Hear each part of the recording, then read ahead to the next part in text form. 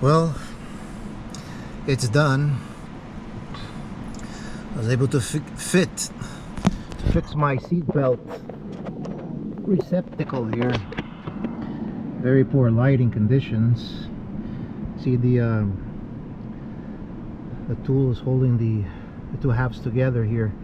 Had to open the receptacle, the casings, to get to the object that was inside, because my buckle wouldn't click. My seatbelt buckle wouldn't stay inside the receptacle. So I got a pair of pliers holding the two halves of the casing that I just glued back on. It's a very poor lighting here. I'm using my little portable light here because the battery of my car is, anyways, long story short, I don't have much power in the car because my car's been parked for a long time. This is the Boxster 718, so I just did that in about half an hour, 45 minutes.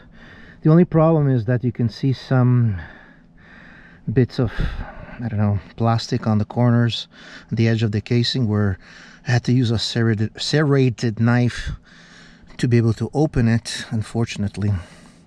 And as it doesn't have screws, so I had to manually take a serrated knife, stick it in the space here where you see the white spots, and kind of slice it open in that fashion. And now it's working. I tested it. It's accepting the seatbelt again. It's locking into place, and the light goes off. The seatbelt light goes off on the dashboard when the engine's running on. Anyways, that's it.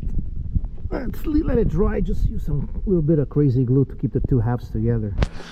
Oh, too much work. I was putting my knees on those things. Yeah.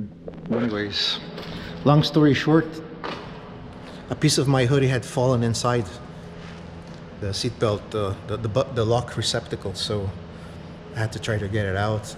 And I don't know how much they're gonna charge at the dealer. So, anyways, I did it myself.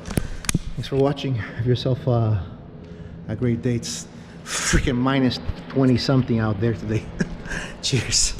Bye bye.